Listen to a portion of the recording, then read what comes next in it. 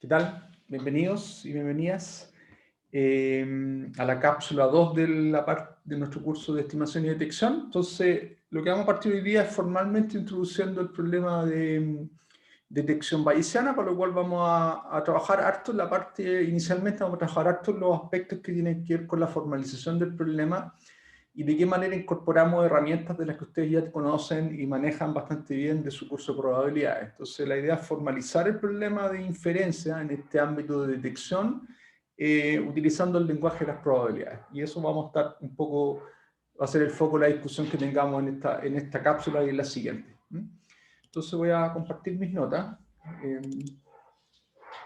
Entonces, si se acuerdan, en la cápsula anterior terminamos un poco haciendo esta mirada conceptual del problema de inferencia, donde tenemos una variable θ que queremos inferir. En este caso dijimos tenía dos valores y esa variable θ se expresa a través de una variable aleatoria, que es la variable que observamos. Esta relación entre la variable que yo quiero inferir y la variable aleatoria es probabilística. Hay un modelo aquí que típicamente incorpora un modelo de ruido. Discutimos un par de ejemplos en ese contexto. Pero esencialmente aquí lo que uno tiene es una probabilidad de observación y aquí tengo yo un conocimiento a priori de la variable que yo quiero inferir, ¿ya? Y fundamentalmente esto lo discutimos y después también discutimos que el problema de decisión tenía que ver con encontrar una regla, que la idea es que a partir de las observaciones me dé un buen predictor de la variable que yo quiero inferir. Ahora, lo que vamos a hacer ahora en esta cápsula es empezar a formalizar de manera más específica los elementos que tienen que ver con la definición de esta regla óptima, para lo cual vamos a partir describiendo esto que es mi modelo, el modelo de inferencia. ¿Ya? Así que ese va a ser el foco de la cápsula hoy día y vamos a hacer un zoom en eso. Vamos a mirar con un poquito más de cuidado ese problema. Yo me tomo harto tiempo en lo que tiene que ver con la formalización del problema. Una buena formalización nos da un buen entendimiento, así que esta cápsula la voy a invertir en formalizar ese problema de manera más específica y utilizando notación y herramientas que ustedes conocen de la teoría de probabilidades. ¿Ya? Entonces, esta unidad se llama teoría de detección bayesiana. Aquí hay un apellido que un poco viene de la teoría de bayesiana, la regla de Bayes que estuvieron en el curso de probabilidades, y esta es la manera en que la gente en el ámbito de inferencia define este problema. Se conoce como el problema de detección bayesiana. Entonces, el primer elemento que uno tiene que formalizar es la variable que queremos inferir, que la vamos a llamar θw. θw es una variable aleatoria, así como la vieron en el curso de probabilidades, que vive en un espacio de probabilidad, esto se conoce como el espacio muestreo. Esta es la medida de probabilidad, y esta variable aleatoria entonces tiene valores a un espacio θ grande, que es un espacio discreto de m posibilidades. En el caso del ejemplo que mostramos en la cápsula anterior, hablamos del problema de comunicaciones digitales, donde tengo una variable binaria, que era la información que yo estoy transmitiendo. En ese caso, m igual a 2. Y θw representaba el bits de información que estábamos transmitiendo por un canal. Entonces, en ese caso es bien directo. El θw es un bits, y la probabilidad de ese bits depende del problema, pero típicamente uno considera que es uniforme. ¿Ya? Toma un medio y un medio. Entonces, en el caso más, por ejemplo, hay otros problemas, por ejemplo, reconocimiento de caracteres. En ese caso, la variable que yo quiero definir, que es la variable aleatoria, es un carácter, y el espacio de los caracteres, que son una cierta cantidad de caracteres, etcétera, etcétera. Y uno puede mostrar un montón de ejemplos donde efectivamente la variable que uno quiere inferir es una variable discreta. Eso es un poco lo que caracteriza el problema de detección. La variable inferir es discreta y toma, en este caso, m posibles valores. A estos valores se les conoce como las clases, pues es un problema de clasificación. También se les conocen como los conceptos que uno quiere clasificar, o el espacio de símbolos, por ejemplo, es un problema de comunicaciones. Dependiendo del contexto de lo que uno esté modelando con θw, por ejemplo, en comunicaciones son bits de información, en problemas de clasificación de caracteres son los caracteres, en problemas de reconocimiento de voz son palabras. Dependiendo del contexto, en problemas de reconocimiento de imágenes, por ejemplo, si uno quiere reconocer género de una persona, entonces ahí la variable a inferir el género de la persona sería femenino y masculino, son símbolos, ¿ya? Entonces, hay infinidad de problemas donde uno quiere reconocer una variable y el modelo que uno utiliza para eso es una variable aleatoria que desconocemos, ¿ya? Que es como está oculta, no tenemos, pero sí la modelamos probabilísticamente. ¿Y qué es lo que uno gana modelando probabilísticamente? Es que puede uno modelar cuánto peso le doy a cada uno de los valores posibles que podría tener esa variable aleatoria. ¿Ya? Por ejemplo, en el problema de comunicación digital, uno asume, por ejemplo, que la ocurrencia del símbolo 0 o el símbolo 1 es más o menos la misma, tiene la misma frecuencia, y eso entonces uno lo modela con una medida de probabilidad que asigna igual cantidad de probabilidad a ambos símbolos. Entonces, la gracia de modelar entonces la variable que yo quiero inferir como una variable aleatoria es que me permita un poco darle peso o darle mayor énfasis a ciertas instancias de esa variable, porque esta variable va a tomar estos valores con cierta frecuencia, con cierta probabilidad. Entonces, para eso el lenguaje de las probabilidades es súper útil porque nos permite dar más énfasis o dar más peso a ciertos símbolos respecto a otros. ¿Ya? Esa es la gracia de modelar el problema desde el punto de vista probabilístico, y a este modelamiento se le conoce como el modelamiento bayesiano de la inferencia. En este caso, la detección bayesiana, porque la variable que queremos inferir es discreta. Muy bien, entonces como una variable aleatoria, aquí voy a empezar a ocupar herramientas de las cuales ustedes conocen del curso de probabilidades. Uno define la distribución de la variable aleatoria o la medida de probabilidad. En este caso, como una variable aleatoria discreta, uno define la función de probabilidad masa, que es la probabilidad en el espacio acá, muestreal. Acuérdense que P es la probabilidad en el espacio muestreal donde vive el dominio de la variable aleatoria. Entonces uno define la distribución, la función de probabilidad masa como la probabilidad sobre el espacio, sobre los W que pertenecen al espacio muestreal, tal que teta W igual a teta. Esto es directo de lo que ustedes conocen del curso de probabilidad, de cómo uno define la distribución de una variable aleatoria. En este caso, como es discreta, la distribución de una variable aleatoria queda completamente caracterizada por su función de probabilidad masa, y esto para todos los posibles símbolos, teta en el teta grande, que en este caso eran n símbolos. Entonces, esto es lo que modela cuánto peso a priori yo le doy al posible valor que pueda tomar la variable que quiero inferir. Y para eso un poco para eso sirve la teoría de probabilidad aquí, porque yo puedo darle más peso o menos peso a ciertos valores dependiendo de la probabilidad que uno ponga en este objeto acá, que es la función de probabilidad masa. ¿Ya? Y esta es la notación que vamos a ocupar. Teta grande se refiere a la variable aleatoria teta, y teta chico para evaluar el valor específico que tomó la variable aleatoria. ¿Ya? Esto es completamente consistente con la notación que ustedes seguramente vieron en el curso de probabilidad. Entonces estoy tratando de seguir esa misma notación. Entonces esta es una manera de representar gráficamente esa función de probabilidad masa. Lo que muestro acá. ¿Ya? Acá tengo los n posibles valores que toma la variable aleatoria, y aquí tengo una representación de un poco los valores que tiene la función de probabilidad masa. O sea, cuánto peso a priori, por ejemplo, en este caso el símbolo 3 ocurre de manera mucho más frecuente que el símbolo 2, porque la probabilidad de que la variable aleatoria tome un valor 3 es mayor que 2, que 1, que m menos 1. Y la gracia, bueno, de lo que ustedes conocen de la función de probabilidad masa es que tiene que sumar 1, para que sea una medida de probabilidad bien definida. A este objeto, en la teoría bayesiana se conoce como la distribución a priori de la variable aleatoria que quiero inferir. Esto es súper importante, ¿eh? Y esto va a tener más sentido cuando ataquemos el problema de inferencia, porque ahí va a surgir otro concepto que se conoce como la distribución a posteriori. Entonces es súper importante. Esto es como el conocimiento a priori que yo tengo de cuán verosímil es que la variable que quiero inferir tome a priori ciertos valores. Esto es antes de tener evidencia o observaciones para inferir la variable. Esto es por eso que se conoce como el conocimiento a priori que uno tiene el problema. Y esto tiene que ver con la manera en que uno modela el problema. Es parte de la definición del problema. ¿Ya? Y este es el punto 1 que puse acá. Entonces esto se conoce como la distribución a priori, el conocimiento a priori que yo tengo de qué tanto énfasis le doy a un símbolo respecto a otro símbolo. Por ejemplo, en el problema de comunicaciones digitales les mencioné que típicamente los símbolos que uno transmite son equiprobables. ¿Ya? No hay un peso no hay un sesgo hacia un valor respecto a otro. Y es típico considerar que la probabilidad del símbolo 0 es un medio y la probabilidad del símbolo 1 es un medio. ¿Ya? Y en ese caso estamos como en un escenario donde el conocimiento a priori en realidad no es muy informativo.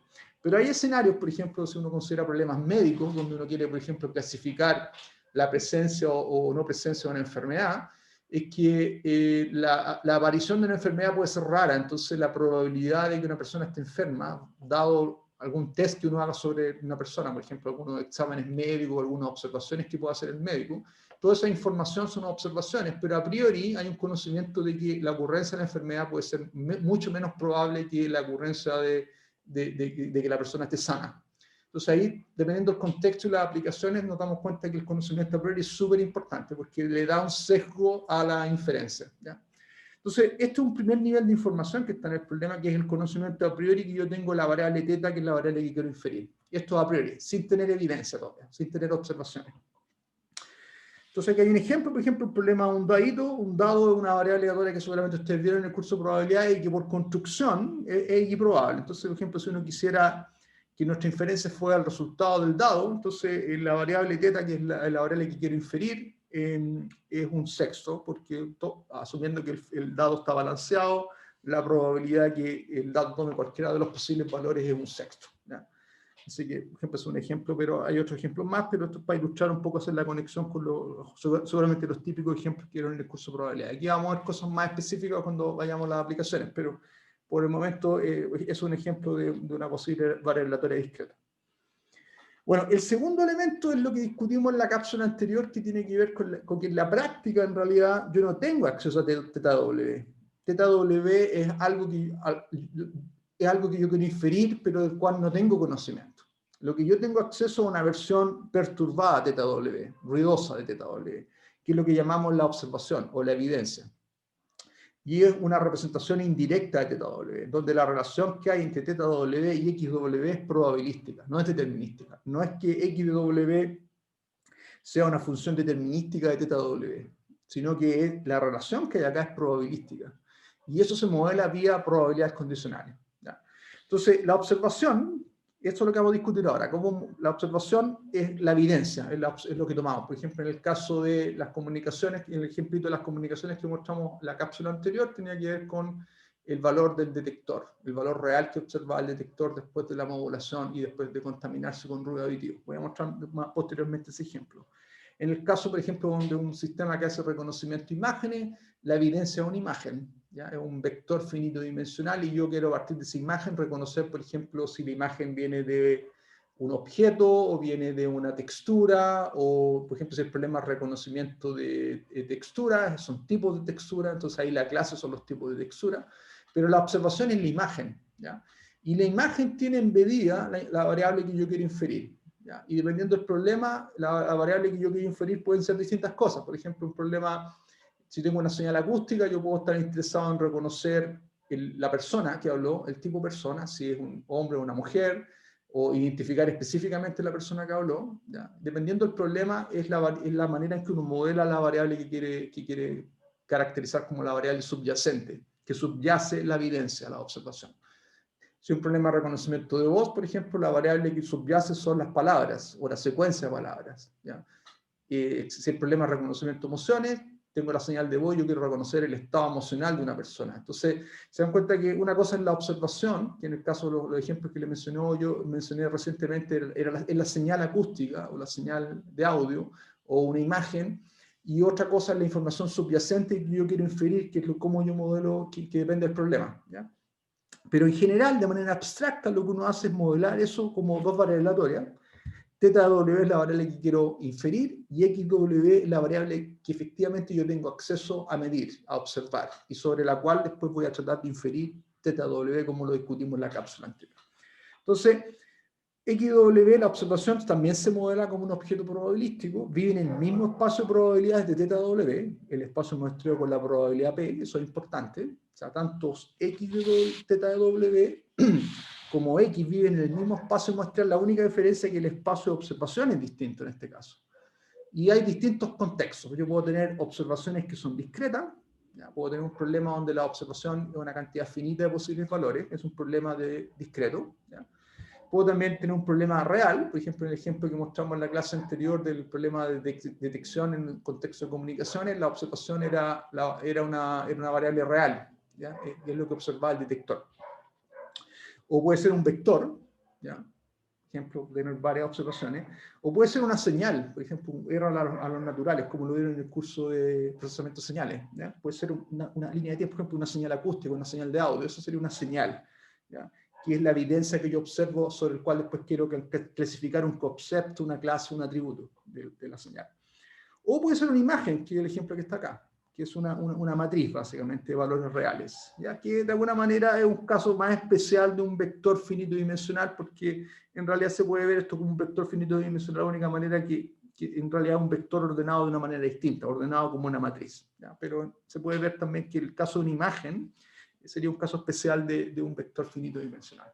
Ahora, en todos esos casos, te das cuenta que lo que vamos a hacer, de alguna manera, es que vamos a encontrar una relación, tenemos que encontrar una relación probabilística entre la variable que quiero inferir y la evidencia. Y eso es lo que vamos ahora a describir de manera formal. ¿Ya? Esa manera de encontrar esa relación es vía probabilidades. ¿Ya? En general, uno siempre puede llegar a lo que se conoce. Hay varias formas de describir esa relación, pero hay una forma que se conoce como el modelo generativo, ¿ya? Para tratar de modelar la relación entre la variable que quiero inferir y X de manera probabilística. Porque hemos hecho harto énfasis en que la relación entre θ y X no es determinística, sino que es probabilística, hay ruido metido. Y hay un modelo súper general que uno podría considerar que en realidad es este modelo, donde uno dice que XW, mi evidencia, la observación, lo que voy a utilizar para hacer la inferencia, se modela como una función determinística de θ, ¿ya? Que esta función depende del problema. Hay contextos donde esa función la conocemos, se conoce lo que es, esto se conoce como el modelo generativo.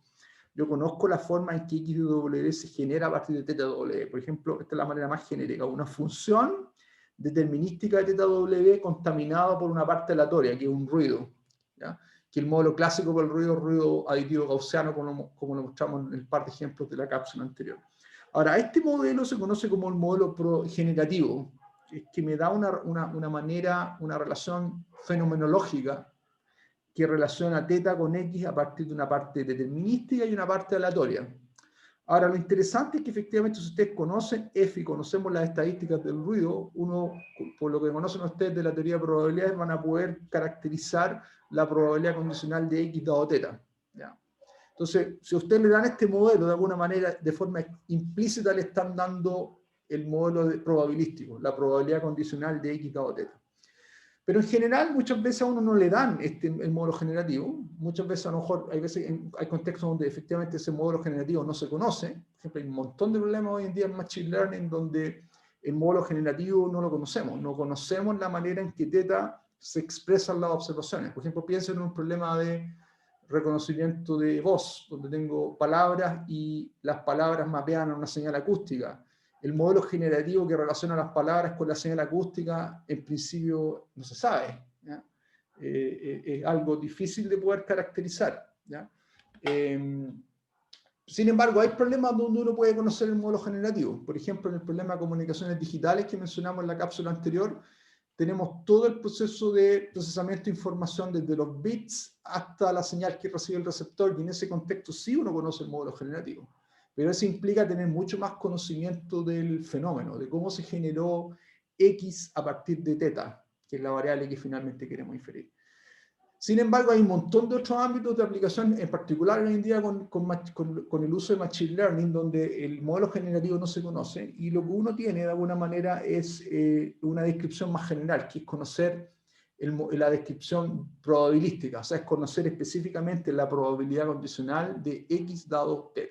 Entonces, en general, eso es lo que necesitamos. En un contexto bayesiano es suficiente conocer, dado un valor específico de θ, en este caso digo que θ tomó el valor, digo en este caso que θW tomó el valor θ tilde, lo que me interesa conocer es, dado esta hipótesis, cómo son las estadísticas de la observación X. ¿Ya? Y en particular, por ejemplo, si en esta figurita ilustramos que X toma valor en los reales, lo que yo quiero conocer en principio es la función de densidad de probabilidad condicional, que típicamente en un curso de probabilidades esto lo llamaba f de X dado θ, evaluado en X, que es la variable independiente que estoy recorriendo aquí, X chica, sobre X, condicionado al valor específico que tomó la variable acá, que es θ tilde. ¿Ya? Entonces, si uno grafica esa función de densidad de probabilidad, la integral de esta función de densidad de probabilidad integra 1, que es la probabilidad condicional. Entonces, eso es un poco el elemento que determina la relación en el sentido probabilístico, y en realidad eso es lo que es suficiente para el problema. Esto es un conocimiento mucho más fino del problema, tener el modelo generativo, pero en la práctica es suficiente tener este nivel de conocimiento, que es el conocimiento al nivel de conocer el modelo probabilístico. ¿A qué me refiero con el modelo probabilístico? Me refiero a que para cada valor posible que toma la variable θW, tengo que tener conocimiento de la probabilidad condicional, ¿ya? En este caso la función de densidad condicional. ¿Ya? Entonces ahora voy a elaborar un poquito más eso con más cuidado. Entonces en particular ¿Cómo modelamos esto? Necesitamos la probabilidad condicional de la variable aleatoria x de w, dado que teta de w toma un valor teta tilde. Y eso lo necesito conocer para todo teta tilde. Entonces, en realidad necesito formalmente esto, que está aquí marcado en verde. Esta es la notación que típicamente ustedes conocen del curso de probabilidad. Esta es la función de distribución de una variable aleatoria x dado teta. O sea, esta es la probabilidad condicional. Cuando x pertenece al subconjunto A, dado que teta tomó un valor específico teta tilde. Formalmente, esta es una notación que típicamente uno utiliza para definir la función de distribución de una variable aleatoria x, dado teta en este caso, pero que a nivel de la función de probabilidad del espacio madre se escribe de esta manera. Esta es la probabilidad de que x de w pertenezca a A, dado que teta w igual a teta tilde. Esto formalmente, y estas dos notaciones son consistentes y se pueden utilizar. Uno puede hablar de la función de distribución inducida condicional de la variable aleatoria x, dado teta, o puede utilizar esta notación que es la notación asociada al espacio de probabilidades madre, ¿ya? Y es importante que estén familiarizados con ambas notaciones porque ambas notaciones vamos a ocuparlas para efectos de modelar esta probabilidad condicional. De hecho, formalmente esta es la probabilidad condicional. Y esto es una suerte de notación compacta de este objeto que está acá.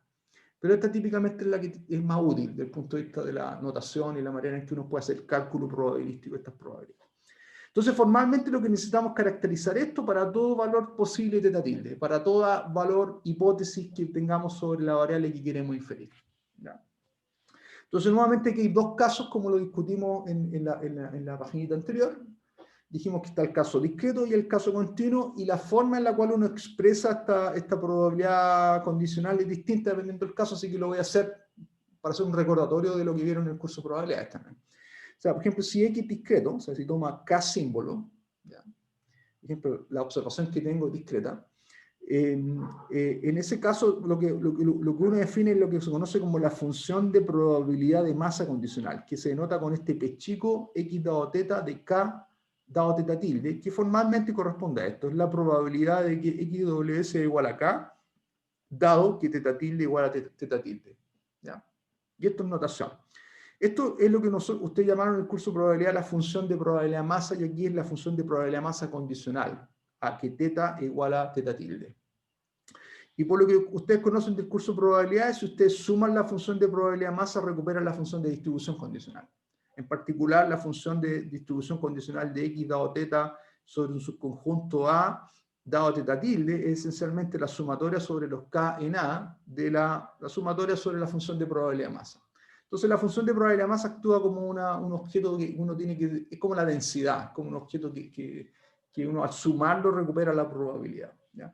Por ende, si ustedes conocen la función de probabilidad masa, pueden inducir de manera completa, pueden caracterizar de forma completa la probabilidad condicional de la variable de observación. Así que esto es lo que típicamente uno requiere para efectos de caracterizar bien la probabilidad condicional, la función de probabilidad masa. Esto en el caso discreto. En el caso continuo hay bastantes ámbitos. Les mostré varios ejemplos en el slide anterior, pero voy a resumirlos con el caso más simple continuo, que es considerar que x igual a los reales. Los otros se desprenden de este caso, es un poco más la notación se pone más pesada y más complicada, pero conceptualmente es lo mismo, esencialmente. Entonces, si recuerdan del curso de probabilidades, cuando uno tiene una variable continua, uno define la función de distribución de la variable aleatoria, que se define como f grande de x dado teta. Aquí estamos hablando de función de distribución condicional, así que siempre estamos condicionando a teta. Evaluado en x, que es un real, dado teta tilde, esto es notación, y esta es la notación que seguramente utilizaron en el curso de probabilidades para hablar de la función de distribución de una variable aleatoria. La única diferencia aquí es que estamos hablando de la función de distribución condicional, ¿ya? Y formalmente es esto, es la probabilidad de que x de w sea menor o igual que x, dado que teta w igual a un teta tilde. Esto es la definición formal.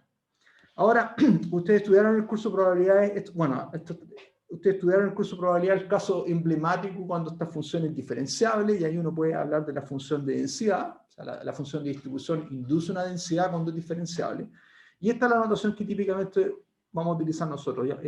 Pasamos de un f grande a un f chico, donde f chico representa la derivada de la función de distribución, en este caso condicional, y seguimos una notación consistente. Pasamos de un f grande a un f chico, y por ende, en este caso, ustedes saben que si ustedes integran la función de densidad de probabilidad sobre un subconjunto, recuperan la probabilidad. Entonces la probabilidad de x dado teta sobre un subconjunto A dado teta tilde es esencialmente la integral de la función de densidad de probabilidad sobre este subconjunto.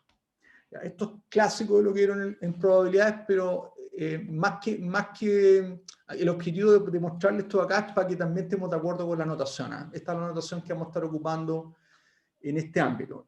¿Ya? Vamos a estar hablando de x dado teta, x y teta siempre son mayúsculas en esta notación. En el caso discreto vamos a hablar de un p chica para hablar de la función de probabilidad de masa. En el caso continuo vamos a hablar de un f grande para la función de distribución y de un f chica para la función de densidad de probabilidad. Y al final del día ambas expresiones, ya sea función de probabilidad de masa o función de densidad de probabilidad, lo que recuperan al final es la función de probabilidad condicional o la distribución inducida, también le llaman, de x dado teta. Fíjense que en ambos casos recuperamos el mismo objeto, en este caso es vía sumatoria de la función de probabilidad de masa, y en este caso es vía integración de la función de densidad de probabilidad. ¿Ya? Espero que esto sea en armonía con lo que vieron en el curso de probabilidades, que no sea algo muy distinto, ¿ya? Así que no creo que hayan problemas. Pero lo importante al final del día es que un poco el segundo elemento que estamos introduciendo en este ámbito, haciendo un resumen, es la relación probabilística que hay entre teta y x, y esa relación probabilística se resume en este objeto de acá, que es caracterizar la función de distribución condicional de x dado teta sobre un subconjunto arbitrario del espacio donde x toma valores, ¿ya? Que, dependiendo del caso es continuo o discreto, y evaluado individualmente para todos los posibles escenarios que toma la variable θw en el espacio de las clases. Acuérdense que θw es la variable que queremos inferir, que vive en un espacio discreto, de una cantidad finita de posibilidades. Eso es importante.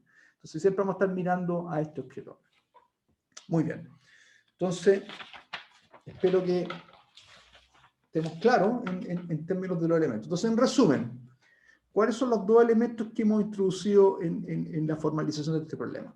Por un lado está la función de probabilidad de la variable θ, que dijimos que está caracterizada por esta función de probabilidad de masa. ¿Ya? A esta variable dijimos que se conoce como la distribución a priori de la variable que queremos inferir. ¿Ya? Ese es el conocimiento a priori que uno tiene antes de tener evidencia, antes de tener observaciones para hacer la inferencia.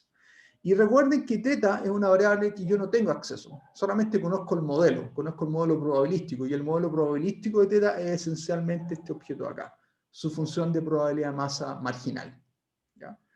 Y este es el conocimiento a priori. Eso se supone que conocemos, es parte del conocimiento de la formalización del problema y un ingrediente que nos tienen que dar para efecto de poder abordar el problema de inferencia, que es lo que viene después. El segundo elemento que es vital en este ámbito es el conocimiento de la relación probabilística que hay entre x y θ. Porque la hipótesis acá es que θ genera un efecto en x. Y ese efecto se modela probabilísticamente. Y la forma de modelarlo es vía la probabilidad condicional de x dado θ. ¿Ya? Y a esta parte se le conoce como la probabilidad de observación. ¿Ya? Es como yo observo las estadísticas de x condicionado a todos los posibles escenarios de la variable θ. O sea, si θ tomó valor θ tilde, entonces yo tengo que conocer la estadística que va a tomar x bajo esa hipótesis. ¿Ya? ¿Ya? Entonces, esto es como ponerse las distintas hipótesis de los posibles valores que toma la variable que quiero inferir, y tengo que tener conocimiento de, bajo todas esas hipótesis, cómo evoluciona la estadística de mi evidencia, de la variable que estoy observando. Y esto también es parte de la definición del problema. Esto es algo que yo tengo que conocer para atacar el problema de inferencia. Entonces, en resumen, hay dos elementos que necesitamos conocer: la distribución a priori, o la distribución marginal de la variable que quiero inferir, y la probabilidad condicional de las observaciones dado θ, que es parte también del problema. Entonces, con estos dos elementos se utilizan la regla de Bayes. Lo que en realidad obtenemos es la distribución conjunta del par θw/xw. Entonces, en realidad, estos dos componentes, la distribución marginal en x y la probabilidad condicional de x dado θ, ustedes van a recordar que eso nos da la distribución conjunta del vector θx conjunto. Y eso esencialmente este objeto de acá, es poner θw/xw como un par. Y esto es una función, es un vector aleatorio ahora, que es mixto porque θw es discreto y xw puede ser continuo. Así que en general esto es un objeto mixto, ¿ya? En la jerga de probabilidades. Entonces, esto es un par mixto que va del espacio de probabilidad, el mismo espacio de probabilidad para ambos, a el espacio producto teta, los m posibles valores, y x, que puede ser ya sea continuo, discreto o todos los escenarios que discutimos anteriormente. Lo importante es que en realidad tenemos la distribución conjunta, ¿sí?, de este objeto. ¿Y cómo obtenemos esa distribución conjunta? Lo que necesitamos es determinar este objeto. Es para todo subconjunto de x y para todo subconjunto del espacio de teta, necesito caracterizar este objeto acá. Esta es la función que ustedes conocieron en el curso de probabilidades como la función de distribución conjunta de un par de variables aleatorias, que en este caso es x y teta, evaluado en el producto cartesiano, A cruz B. A es su conjunto de x y B es su conjunto de teta. Así que la notación está perfectamente consistente. Ahora, ¿cómo uno puede obtener esta distribución conjunta a partir de las dos fuentes de información que tenemos? Que es la distribución a priori o marginal en teta y la probabilidad condicional. Bueno, simple, aplicamos probabilidades totales y aplicamos reglas de Bayes, que son herramientas que ustedes conocen del curso de probabilidades. Entonces, esencialmente escribimos esto en el lenguaje de la probabilidad en el espacio acá. Esto es esencialmente la probabilidad que XW pertenezca a A y que θW pertenezca a B. Acuérdense que la coma aquí equivale a intersecciona en la notación que uno tiene en probabilidades. Eso es parte de lo que ustedes conocieron en su curso. Aquí lo que hacemos es utilizar descomponer el B como la unión de los elementos individuales en B y utilizar una propiedad que se llama la aditividad de la probabilidad. Si ustedes tienen unión disjunta de eventos, la probabilidad de la unión es la suma de las probabilidades. Entonces lo que estamos haciendo aquí es descomponiendo el teta y escribiéndola como la unión de los singleton en teta, ¿ya? Entonces hacemos eso, te va a quedar una unión disjunta de términos, y como aquí tengo producto cartesiano, en realidad la unión disjunta de términos en una parte corresponde a uniones disjuntas, al final se escribe como la sumatoria, porque si tengo la unión disjunta de cosas es la sumatoria de las probabilidades. Esta probabilidad se conoce como la aditividad de la probabilidad. Entonces, la sumatoria sobre teta tilde perteneciendo a B, disculpen, de la probabilidad de x de W perteneciendo a A y que teta W ahora sea igual a teta tilde. Entonces, aquí estoy individualizando todos los posibles valores que puede tomar teta tilde en el conjunto B. Si se dan cuenta, estas dos expresiones son equivalentes por aditividad a la probabilidad, que es una de las propiedades que ustedes vieron de una medida de probabilidad. Una medida de probabilidad tiene que ser aditiva, tiene que sumar 1 y la probabilidad al vacío es 0. Ya son propiedades importantes que ustedes conocen. Ahora viene la parte de utilizar... ¿Por qué pasamos de este punto a este punto? Fíjense, porque en realidad nuestro conocimiento del modelo es respecto a la probabilidad condicional cuando θ toma un valor específico, no cuando θ pertenecía a un subconjunto. Entonces lo que hago acá en esta etapa es llevar esta relación a una relación donde yo fuerzo que θW tome una instancia específica. Y por eso tengo la sumatoria aquí. Entonces llego a este modelo, y este modelo se ajusta al conocimiento que tengo, porque esto lo puedo escribir por Bayes como la probabilidad condicional de que XW pertenezca a, dado que θW igual a θ tilde, por la probabilidad marginal que θW sea igual a θ tilde. Y aquí están los dos elementos que tengo en la parte de la definición de mi problema. Por un lado, esta es la probabilidad condicional, que dijimos que era la probabilidad de observación de mi modelo, y por otro lado tengo el conocimiento a priori, que está acá. Así que efectivamente este objeto acá se puede escribir así, y finalmente tengo entonces una expresión cerrada, que es la que está en la ecuación 5, que me permite determinar finalmente la distribución conjunta. O sea, esto no es para nada sorprendente, ¿no? Porque esto en realidad es lo que ustedes conocen del curso de probabilidad, que la distribución conjunta se descompone como la marginal por la condicional. Pero aquí estoy explicitando el cálculo para que estemos en la misma página, para que estemos familiarizados con la notación y sepan hacer el cómputo de utilizar los elementos que tenemos, que son estos dos elementos, la probabilidad de observación y la distribución a priori, para calcular cualquier probabilidad, caracterizar la distribución conjunta del par xθ. Así que es importante. Bueno, y aquí este objeto en particular acá tiene dos posibles derivadas. Está el caso discreto, donde en realidad estoy sumando la función de probabilidad de masa, y está el caso continuo, donde yo integro la función de densidad de probabilidad, pero esto ya lo discutimos, así que son las dos posibles avenidas con las cuales ustedes van a poder computar esta probabilidad condicional. Así que no hay problema. Y a esto formalmente lo que se conoce como el modelo probabilístico, de la que me da una relación entre θW y XW. ¿Ya? Entonces, eso es lo que queríamos discutir hoy día, algún ejemplo de eso. Entonces, lo que voy a hacer es mostrarle el ejemplito que vimos en la cápsula anterior, ¿Se acuerdan que en la cápsula anterior mostramos dos ejemplitos, uno de estimación y otro de detección? Ahora voy a revisitar el ejemplito de detección, que era un problema de comunicaciones binario, pero utilizando el lenguaje que hemos introducido en esta cápsula, que es un poco los elementos que formalizamos. Entonces, en este contexto, lo que tenemos es que θW toma dos posibles valores, 0 y 1. O sea, la variable que queremos inferir es el bits que comunico. O sea, alguien transmitió un bits de información, no sé cuál es ese bits, por eso que lo modelo como una variable aleatoria. Si supiera cuál es el bits, entonces deja de ser un problema de inferencia, ¿no? Como no lo conozco, es que lo modelo como una variable aleatoria, donde yo no sé si θW tomó el valor 0 o tomó el valor 1, pero sí tengo un conocimiento a priori, que típicamente en comunicación es decir que estoy en un escenario de mayor incertidumbre, a priori. ¿Qué quiere decir eso? Que en realidad la distribución que θW toma el valor 0 o un medio, o que θW toma el valor 1 es igual a un medio. O sea, este es como el peor escenario desde el punto de vista del conocimiento a priori, ¿ya? En este setting donde tengo incertidumbre del valor que tomó θW. ¿Ya? Pero esto tiene que ser parte del problema. Así que esto es lo que es la primera dimensión, lo que llamamos el punto 1, que tiene que ver con la distribución a priori.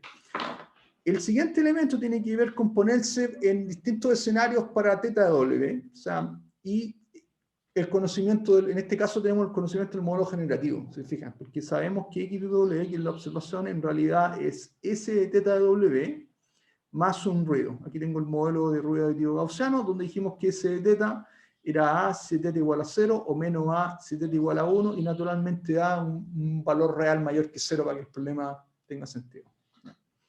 Si fuese 0, no tiene mucho sentido en realidad. Tiene que ser mayor que 0. Entonces, fíjense que acá, entonces tenemos el conocimiento a priori, que es el primer aspecto del modelo, así que estamos haciendo un checklist ahí. ¡Pum! El otro aspecto del modelo que necesitamos es la probabilidad de observación, que un poco me da la relación probabilística entre X y θ. Y para eso, como lo discutimos en el caso anterior, uno se pone en los dos posibles escenarios. Entonces me pongo bajo el escenario H0, la hipótesis de que θ igual a 0, y la hipótesis alternativa, en este caso H1, que θ igual a 1. Me pongo en esos dos escenarios.